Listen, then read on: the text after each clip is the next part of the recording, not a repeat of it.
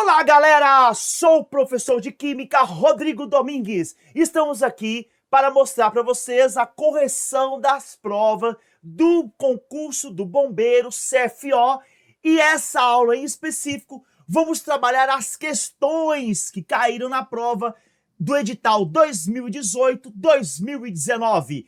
Galera, curtam o vídeo, divulguem o nosso trabalho e se inscrevam no canal. Vamos fazer uma revisão sobre os conteúdos, trabalhando os temas e as habilidades específicas em cada uma das questões. Vamos então trabalhar a nossa primeira questão do nosso bloco de resolução de questões. Primeira questão: a extensa quantidade de propriedades dos elementos que, de outra forma, seria um arranjo confuso. A tabela periódica pode ser usada na previsão de um grande número de propriedades, muitas das quais são cruciais para a compreensão das características químicas e físicas dos compostos. Sobre as propriedades periódicas dos átomos, pode-se afirmar que... Bem, a primeira questão fala sobre tabela periódica.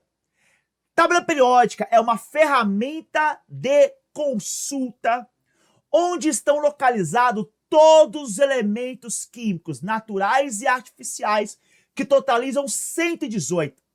Na tabela periódica eu encontro o número atômico, que é o número de prótons, ou também chamado de carga nuclear. É um número particular que não se repete em nenhum dos elementos químicos. Cada um tem o seu próprio número de prótons. Temos também o número de massa, ou massa atômica, que também está na tabela, muito utilizado nos cálculos de soluções. E a tabela periódica conseguimos determinar as propriedades dos materiais, as propriedades periódicas dos materiais. Eletronegatividade, que é a tendência do átomo ganhar elétrons, que normalmente essa tendência ela é dos ametais. Eletropositividade, que é a tendência do átomo perder elétrons, que é uma característica dos metais. Então essa parte introdutória da química também é muito importante vocês darem uma revisada. Vamos analisar as nossas questões. Vamos lá nas alternativas. Os íons sódio, flúor e magnésio têm a mesma configuração eletrônica, conferindo assim o mesmo raio atômico. Galera, o raio atômico ele é uma propriedade que ele cresce na tabela periódica, da direita para a esquerda, nos períodos, e de cima para baixo na família. Na família, ele cresce em função do número de camada, dos níveis. Ou seja, o átomo tem 7 níveis. Se o último elétron daquele átomo parou no nível 3, se eu comparar com outro átomo que está no nível 5, o tamanho dele é maior. Agora, a letra A, ela trabalha íons. O cátion é aquele que perde elétrons. O ânion é aquele que ganha elétrons. Normalmente, o raio de um cátion, como ele perdeu elétrons, ele perde camadas, aí ele encurta. Normalmente, o raio de um cátion é menor do que um ânion. O ânion, ele ganha elétrons. Aí, querendo ou não, ele expande um pouco a eletrosfera. Vamos analisar aqui, então, o raio do sódio, do flúor e do magnésio. Nós temos aqui o flúor e o magnésio. Eles têm raios diferentes. A quantidade de prótons em cada um não vai variar. Os prótons do sódio são 11, do flúor 9, do magnésio 12. Os elétrons é que sempre variam. O sódio perdeu um elétron, então ele tem 10 elétrons. O flúor ganhou um elétron, ele tem 10 elétrons. O magnésio perdeu 2 elétrons, então ele tem 10 elétrons. Eles são chamados de isoeletrônicos, grupos que apresentam os mesmos números de elétrons. Nesse caso aqui, olha o que aconteceu. Entre os cátions, quem perde mais elétrons, no caso o magnésio, ele tem 12 cargas positivas para puxar 10 negativas. O raio é menor. O flúor, 9, puxa 9. Esse 1 elétron que está sobrando, ele expande a eletrosfera. Então, normalmente, os ânions que são negativos, eles têm raio maiores que os cátions. Então, a letra A está errada. Eles não têm o mesmo tamanho. Letra B. A energia de ionização do oxigênio é maior do que a energia de ionização do nitrogênio, porque a carga nuclear do nitrogênio é maior. Ó, a energia de ionização, ela cresce de baixo para cima na família e da esquerda para a direita no período. O oxigênio está na família 6A. O nitrogênio está na família 5A.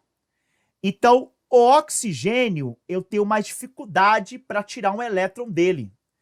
Então, a energia de ionização do oxigênio é maior. Então, a letra B está errada. Se a carga nuclear do nitrogênio fosse maior, a energia dele é maior. A carga nuclear do oxigênio é 8. Do nitrogênio é 7.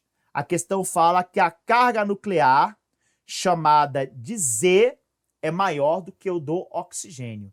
E a carga nuclear nada mais é do que o número atômico do composto. Letra C. Os gases nobres têm afinidade eletrônica negativa, porque qualquer elétron adicionado deve ocupar um nível energético mais distante do núcleo. E a letra D fala que a temperatura ambiente, os halogênios flúor, iodo e bromo, esse último tem maior temperatura de ebulição por ter maior volume. Errado. Flúor é gasoso. Cloro, gasoso. Bromo, líquido. Iodo, sólido. O ponto de ebulição aumenta de cima para baixo nessa família. Se o iodo é sólido na temperatura ambiente, significa que ele tem o maior ponto de ebulição. Então, a letra D está errada. A letra C é a resposta, porque gases nobres são elementos que tendem a não ganhar elétrons. Por quê? Eles já têm 8 elétrons na última camada. Eles não precisam de nenhum elétron extra. E se esse elétron aparecer, eles vão ocupar um valor negativo dessa carga nuclear. Então, por eliminação, marcamos a letra C. Agora, a questão 2, mudando de tema, vamos falar de um dos temas mais recorrentes das nossas provas e de qualquer vestibular do país, que é eletroquímica. A parte da química que estuda pilhas e eletrólise. Pilhas são processos espontâneos que geram um potencial positivo chamado ΔE. Eletrólise são processos não espontâneos que geram sempre o potencial negativo de ΔE. A principal habilidade dessa questão é, através do potencial de redução, saber quem oxida e quem reduz. Sempre na pilha e na eletrólise, eu tenho um elemento que oxida, que é aquele que perde elétrons, e eu tenho um elemento que reduz, é aquele que ganha elétrons. Tanto a pilha quanto a eletrólise, eu tenho os polos positivos e negativos, que são chamados de cátodo ou ânodo. Gravem essa palavra, CRAU. CRAU. Cátodo reduz. Ânodo oxida. Todo cátodo tem a função de fazer a redução de um elemento químico. Todo ânodo tem a função de fazer a oxidação do elemento químico. Vamos analisar a questão número 2? Sempre que se liga um aparelho de CD portátil ou um computador portátil, complete-se um circuito que permite que uma reação química ocorra em uma bateria, uma descendente direta da pilha de metais e papel. As pilhas e baterias são exemplos de células eletroquímicas. Considere que uma pilha hipotética de dois metais XY tem a seguinte representação simbólica. Galera, essa representação é a representação clássica de Daniel, que é o cara que começou a estudar a pilha. Toda vez que aparecer essas duas barrinhas, isso significa a chamada ponte salina. Os primeiros grupos aqui sempre serão os elementos que oxidam. E o segundo grupo aqui, os elementos que reduzem. Como eu posso comprovar isso? O aumento do NOx. Quando essa carga aumenta, o elemento perde elétrons. Quando essa carga diminui, o elemento ganha elétrons. Quantitativamente, os potenciais de redução dos eletrodos foram mensurados nos valores de -1 e -3 volts. Com base nessas informações, assinala a alternativa em que a característica dessa pilha está incorreta. Antes de analisarmos a questão, vamos determinar o potencial de X e Y. Se X oxida, o valor dele tem que ser esse, que é o menor. Então vamos lá. X é o elemento que sofre oxidação. Como é que eu sei isso? Esse valor aqui aumentou. Então, se ele sofre oxidação, o valor dele é -3 volts. Esse valor é o potencial de redução. Se eu quiser passar para potencial de oxidação, é o mesmo valor, só que mudando o sinal. O X nessa pilha, ele refere-se ao ânodo. E o ânodo é o polo negativo da pilha. O elétron sempre sai do ânodo para o cátodo, não há exceção. E o Y é o elemento que ganha elétrons. O valor dele é -1. E o de oxidação é +1. O Y, ele vai ser o cátodo da minha pilha. E o cátodo tem sinal positivo. Vocês vão perceber que essa análise que eu fiz, ela é importante na resolução da questão. Letra A. O potencial de oxidação do eletrodo Y é +1. Vamos lá? Olha aqui o potencial de oxidação dele. É o valor, é o sinal inverso ao potencial de redução. E ele tem esse potencial porque entre -1 e -3, -1 é maior. Então a letra A está certa. A questão que é a incorreta. Letra B. O metal X representa o eletrodo do ânodo. X é o ânodo. É aquele que perde elétron, tá certo. Letra C. Durante o funcionamento dessa pilha, a concentração do íon X+2 diminui errado. Se está tendo uma oxidação de X para X+2, quanto mais elétrons perder, mais aumenta a concentração desse íon. Então, essa letra está errada. E letra D. Durante o funcionamento dessa pilha, ocorre deposição do eletrodo Y.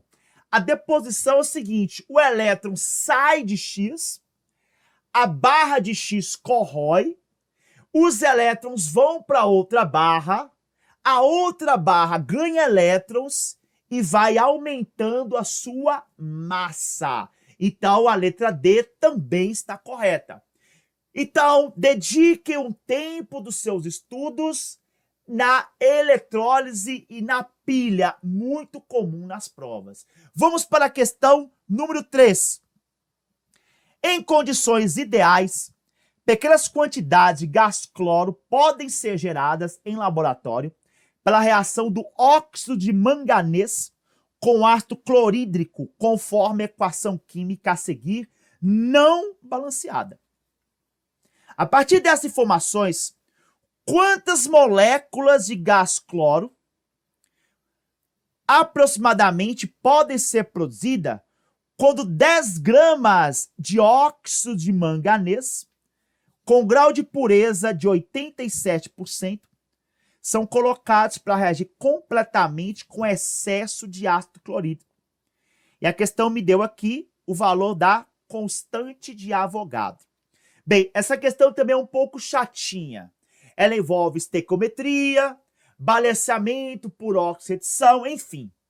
Na estequiometria, eu tenho que prestar atenção na reação, e a primeira coisa é balancear a minha reação.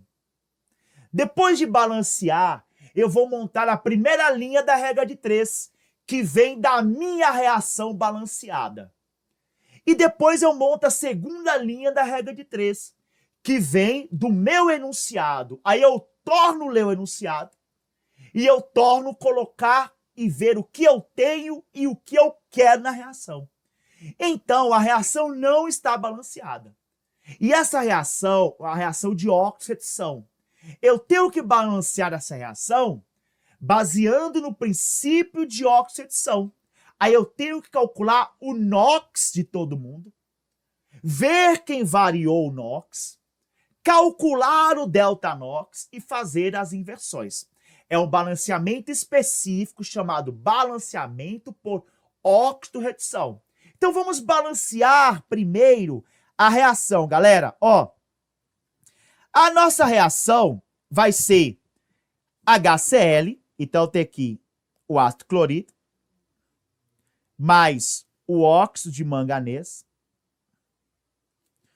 formando água, mais o cloreto de manganês, mais o cloro. Vamos calcular o delta NOx. Existe uma tabela de delta NOx, aqui apagou, né? Existe uma tabela de delta NOx responsável para identificar o NOx dos elementos químicos. Então, calculando e sabendo essa tabela, resumidamente, você vai conseguir identificar o NOx dos elementos. Então, vamos lá identificar o NOx de cada elemento químico na tabela. Ó, normalmente, o hidrogênio é mais 1. Hidrogênio mais 1. Então, hidrogênio mais 1. Normalmente, o oxigênio é menos 2. Substância simples, o NOx é 0. Elementos da família 7A, se não estiver ligados ao oxigênio, o NOx é menos 1. Agora, o NOx do manganês vai ser o balanceamento da carga. O lado negativo tem que dar igual ao lado positivo. Se eu multiplicar esse 2 aqui com esse 2, dá menos 4. Para zerar a molécula, vai dar mais 4 aqui, é o NOx dele. Se eu multiplicar esse menos 1 com 2, dá menos 2. A diferença aqui é mais 2. O que eu faço agora? Eu vou identificar só os elementos que mudaram os valores de cima. O manganês mudou e esse cloro com esse cloro. Os outros manteve. Eu vou calcular a variação desse NOx. Eu pego o NOx maior menos o NOx menor. Deu 2. Do manganês, do cloro, eu pego o NOx maior menos o menor. Multiplico por esse 2 aqui, que é a quantidade de átomos. Como esse número é o mesmo desse e é divisível, eu posso simplificar. Esses valores eu vou inverter. Esse 1, que é do cloro, eu passo para frente do manganês. Balanceou o manganês. Esse 1 do manganês, eu passo para o cloro, que tiver o maior número de átomos. Nesse caso, esse aqui. Depois que eu inverter, eu vou balancear os átomos. O manganês já está balanceado. Agora eu quero o cloro. Eu tenho 2 cloros aqui, mais 2 aqui. São 4. Do lado de lá tem que ter 4. Se eu colocar um 4 aqui, está balanceado. Eu tenho 4 hidrogênios aqui, 2 hidrogênios aqui. Eu balancei a reação para ver a proporção dos elementos que me interessam. Por exemplo, a questão quer saber quanto desse gás eu vou produzir a partir desse composto. Então, não me interessa nada do ácido, nada da água e nada desse composto aqui. Então, agora eu já posso montar a primeira linha da minha regra de 3. Lembrando que a massa de manganês é 10 gramas. Aí eu tenho que, na tabela periódica, calcular a massa molar do MnO2. O manganês é 56 gramas. Cada oxigênio é 16. A massa molar do MnO2 vai dar 87 gramas por mol. Então, olha só a treta. Fizemos a reação, balanceamos a reação pelos princípios de oxidação. Agora eu vou montar a regra de 3. A primeira linha da regra de 3 vem da equação balanceada. O que a questão me mostra? A questão me mostra que eu tenho 1 mol de MnO2 para 1 mol de Cl2. Só que lembre-se que esse MnO2 ele tem 87% de pureza. Então eu tenho que tirar 87% disso aqui primeiro. 10 gramas equivaleria a 100% se fosse totalmente puro. X para 87%. Então, na verdade, eu tenho 8,7 gramas que reagem. Agora vamos montar a primeira linha da regra de 3. A primeira linha mostra 1 mol desse cara e 1 mol dele vale 87 gramas. Então eu coloco aqui 87 gramas, que é do MnO2, para 1 mol de cloro. A questão quer saber quantas moléculas de cloro produz. Cada molécula, cada mol equivalem a 6 vezes 10 a 23. Se 87 gramas produzem 6 vezes 10 a 23, 8,7 gramas produzem X. X vai ser igual a 0,6 vezes 10 a 23. Mudando a vírgula de lugar, vai dar 6 vezes 10 a 22 moléculas. Olha só a treta. A resposta aqui, então, galera, é letra B. Então, é muito comum cair questão de estequiometria, misturado com soluções, mas é uma questão que compensa repetir até acertar a mesma questão várias vezes. Vamos para a próxima questão, que vai trabalhar soluções. Soluções são misturas homogêneas constituídas por soluto e solvente. O soluto normalmente está em menor quantidade e o solvente é aquele que dissolve soluto, que normalmente é a água. Podemos calcular a concentração de a solução por 3 formas. A concentração comum, que é a relação da massa sobre o volume.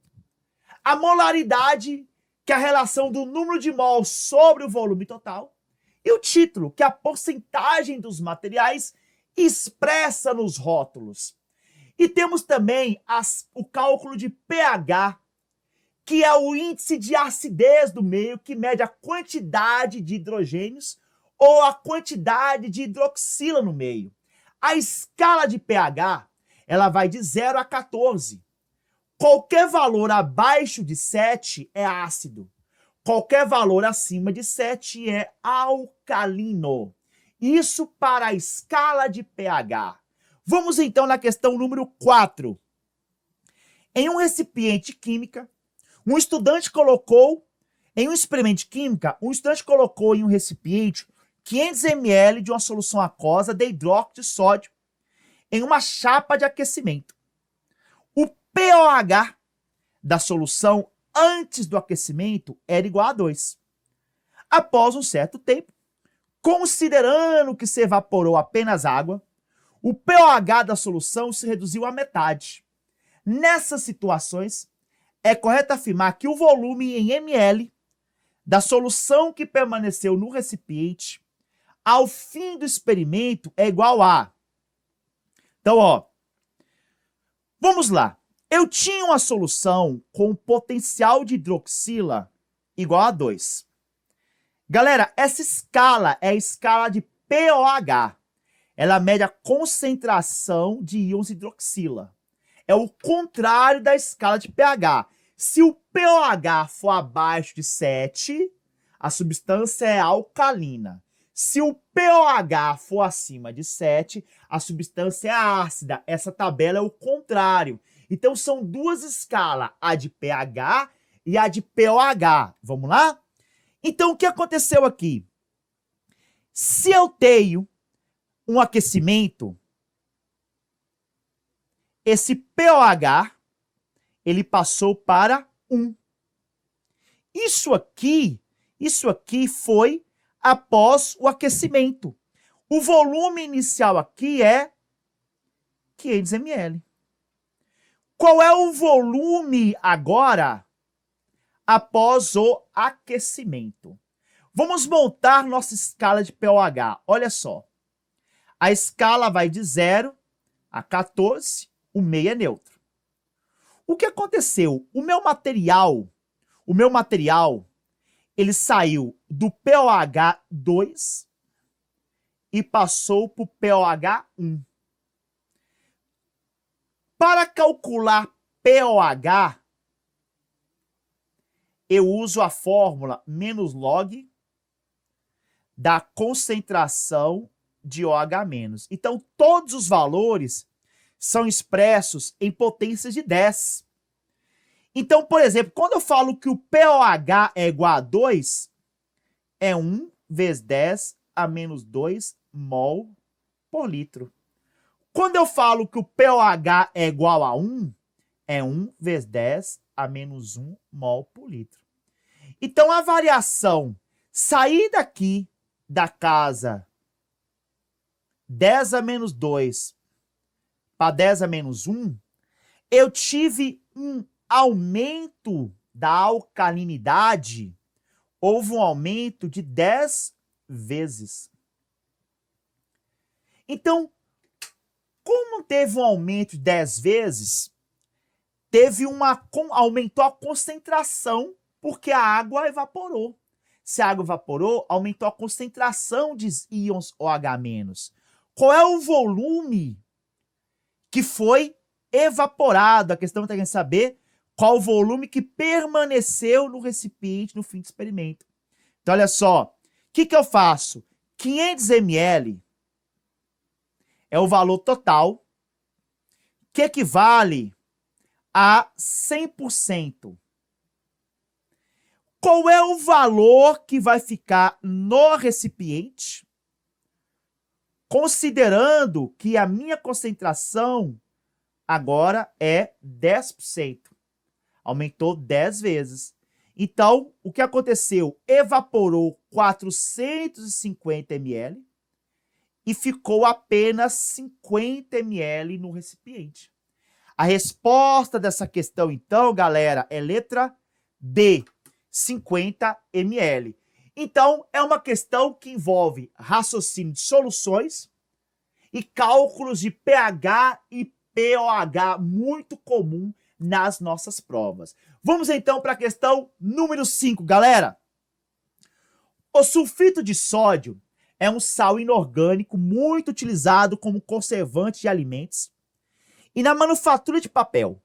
Um dos processos de produção do sulfito de sódio pode ser obtido mediante a seguinte equação na condição de equilíbrio químico. Ó, esse sinal mostra o equilíbrio químico. O equilíbrio químico é quando a velocidade da reação direta for igual à velocidade da reação inversa. Esse ΔH negativo me mostra que a reação é exotérmica. Considerando que para a reação de produção em um processo industrial é desejável que se produza mais sulfito, partindo de um sistema equilíbrio, qual fator é adequado para o processo? Bem, essa questão fala sobre equilíbrio químico. Quando for estudar equilíbrio químico, a parte que mais cai na prova do bombeiro é o deslocamento de equilíbrio, ou também chamado princípio de Le Chatelier. Existem 3 formas para eu perturbar o equilíbrio: por pressão, por temperatura e por concentração. Por pressão, somente moléculas gasosas são afetadas por pressão. Por pressão, se aumentar a pressão, a reação desloca para o lado que tiver menos moléculas gasosas. É só contar qual lado tem mais gás. Temperatura. O aumento da temperatura sempre favorece o lado endotérmico da reação. E a concentração, ela vai variar qual lado que eu estou adicionando ou retirando. Durante a adição, a reação desloca para o lado oposto à adição para poder consumir aquele excesso adicionado. E se eu retirar, a reação desloca para o lado da retirada para repor a quantidade perdida. Então vamos analisar a questão que pede o que eu tenho que fazer para poder melhorar a produção de sulfito de sódio. Será que se eu aumentar a concentração de SO2, eu vou obter isso? Vamos lá? O SO2 está nos reagentes. Se eu jogar mais SO2, a reação desloca para o lado oposto para consumir o excesso de SO2. Então, a letra A já está correta. Aumentando SO2, eu aumento a concentração de sulfito de sódio. A resposta já é a letra A. Por que as outras estão erradas? Se eu aumentar a temperatura do sistema, o aumento da temperatura favorece o lado endotérmico. ΔH negativo, reação exotérmica. Se esse lado é exo, o lado oposto é endo. Se eu aumentar a temperatura, a reação desloca para esse lado, o que diminui a concentração desse cara aqui. Letra C, diminuir a pressão do sistema. Ó, vamos lá? Eu tenho só molécula de gás. Se eu aumentar a pressão, a reação desloca para o lado que tem menos gás. Então, aqui, eu tenho 1 mol aqui e 0 aqui. Se eu diminuir a pressão, é o contrário, vai para o lado que tem mais moléculas de gás. Isso diminui a concentração de sulfito. Letra D, adicionar um catalisador. Galera, catalisador são compostos que aceleram a velocidade da reação, só isso. Catalisador não altera o equilíbrio químico. Então essa questão é uma questão tradicional de equilíbrio químico, muito comum de cair na prova do bombeiro. Dedique o tempinho seu para estudar esse fenômeno. Vamos então para a próxima questão, galera. Um profissional de bombeiro militar atua em diversas áreas de proteção e segurança da sociedade. Inicialmente, suas funções eram apenas de contenção e extinção de incêndios. Com o tempo, suas funções foram redefinidas, tornando-se um profissional responsável pela preservação do patrimônio ameaçado de destruição, salvamentos e conscientização civil das medidas básicas de segurança. Uma das áreas de atuação do Corpo de Bombeiro Militar é o salvamento em alturas, atividade de grande risco desenvolvidas em locais de altitudes. O grande problema em atuar nessas áreas é que o indivíduo pode ficar sujeito à indisposição, dores de cabeça, náuseas e cansaço devido ao ar rarefeito. A equação química a seguir representa um sistema em equilíbrio envolvido na transformação da hemoglobina em oxihemoglobina no sangue. Sob o processo de transformação da hemoglobina em oxihemoglobina, na ação do profissional de bombeiro em diferentes de altitudes, assinale a alternativa incorreta. Bem, nós sabemos que quanto maior a altitude, menos ar nós temos para respirar. Falamos que o ar é rarefeito. Então, quem não tem uma preparação muito boa vai ficar com náuseas, vômitos, dor de cabeça. Se praticar uma atividade muito intensa, a pessoa pode desmaiar, ter câimbras ou até mesmo morrer. Então o ar é rarefeito, o que significa que tem menos oxigênio, tem menos transporte, tem menos oxihemoglobina, porque o que é hemoglobina? É a proteína das hemácias que ligam ao oxigênio e levam o oxigênio aos tecidos. Então, lá em cima, em um local de elevada altitude, tem menos oxigênio, menos oxihemoglobina, menos transporte de oxigênio e, consequentemente, menos energia, ATP. Só que, normalmente, se eu fico um tempo maior, alguns dias, por exemplo, uma viagem, existe um hormônio chamado eritropoetina, produzido principalmente no fígado, que aumenta a quantidade de glóbulos vermelhos e, consequentemente, aumenta a quantidade de oxigênio capturado nos tecidos. Então, essa questão, ela envolve esse raciocínio. Qual alternativa estaria incorreta? Letra A. Em local de altitude elevada, o profissional bombeiro terá maior produção de hemoglobina. Por que ele vai produzir mais hemoglobina? Porque vai ativar esse hormônio chamado eritropoetina. Aumenta a quantidade de hemoglobina, aumenta a quantidade de transporte de oxigênio. Então, a letra A está correta. Letra B. Após um período de adaptação à altitude, o profissional terá melhor rendimento, porque o seu organismo sintetizará mais hemoglobina, favorecendo a produção de oxihemoglobina no sangue. A letra B fala a mesma coisa da letra A.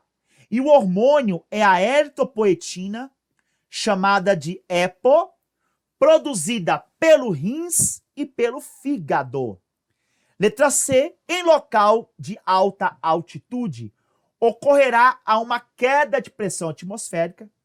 E para minimizar a queda de pressão, o sistema responde no sentido de reduzir a quantidade de oxihemoglobina. Verdade também. E a letra D é a nossa resposta. Ao nível do mar, a pressão atmosférica aumenta, fazendo com que o profissional tenha melhor rendimento em suas ações. Até aí tudo bem. Porque acima do nível do mar, a pressão é menor. Pois o sistema favorece um deslocamento de equilíbrio para produzir mais oxigênio. Nós não produzimos oxigênio. Nós vamos pegar o oxigênio, ligar na hemoglobina para transportar mais rápido. Ok, galera? Questão muito importante e até contextualizada com a profissão que vocês vão adquirir, que é bombeiro. A próxima questão trabalha química orgânica, o conteúdo que mais cai na prova do bombeiro CFO, o que mais cai no vestibulares do Brasil também. Para ir bem em química orgânica, estudem as ligações entre os carbonos, a ligação saturada, insaturada, tipos de carbonos, geometrias dos carbonos, principalmente as funções orgânicas. O que é um álcool? O que é um ácido? O que é um aldeído? Dedique seu tempo na prova de química orgânica. Vamos lá na questão número 7. O gás mostarda é uma substância conhecida pela sua aplicabilidade como arma química. Acredita-se que a substância foi utilizada durante a Primeira Guerra Mundial e que seus efeitos causavam queimaduras com formação de bolhas na pele e nas mucosas do trato respiratório, levando à cegueira e à morte por asfixia. A produção do gás mostarda ocorre mediante a reação química do dicloreto de enxofre e o eteno. A equação é essa. Eu tenho o dicloreto de enxofre e o gás eteno formando o gás mostarda. Sobre as equações de produção do gás mostarda, foram feitas as seguintes afirmativas. A questão quer saber quais estão incorretas. Item 1. O eteno é um composto isomérico trans. Isomeria cis-trans. O que é isomeria? É quando o composto ele tem a mesma fórmula molecular, porém fórmulas estruturais diferentes. Por exemplo, eu tenho lá C5H10, é a mesma fórmula molecular. Mas na hora que eu for desenhar eles, são compostos diferentes. Para ser um isômero, no caso cis-trans, o composto tem que ter pelo menos uma ligação dupla. Cada carbono faz 4 ligações. Quando ele faz a dupla, compromete 2 das 4, ficam só 2. Os 2 ligantes do carbono não podem repetir. Se repetir, eles não têm direito à isomeria cis-trans. Olha só então, será que o eteno, que é esse composto aqui, ele tem isomeria cis-trans? Ele tem a ligação dupla. Porém, cada carbono desse repete os ligantes, não pode repetir. Tinha que ser diferente. Então, o item 1, ele já é um item incorreto. Item 2, o gás mostarda tem fórmula C4, H8, S, Cl2.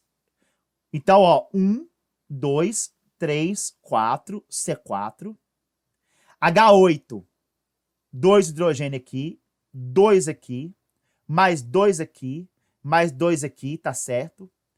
1 enxofre, 2 cloro. O item 2 está certinho. Item 3, a reação orgânica de produção de gás mostarda é de substituição. Galera, essa reação não é de substituição, porque essa reação é de adição, porque reação de adição, por característica, tem quebra de ligação dupla, formando compostos com ligação simples. Então, a resposta dessa questão é o item 1 e 3 estão errados. Resposta, então, é letra B, galera. Então, galera, finalizamos aí a correção das nossas questões relacionadas ao edital 2018-2019. Galera, curtam o vídeo, divulguem o canal, inscreva-se no canal. E outra coisa, as questões que nós resolvemos aqui estão em um arquivo PDF no link abaixo desse vídeo. Galera, até a próxima com o professor Rodrigo Domingues. Um grande abraço!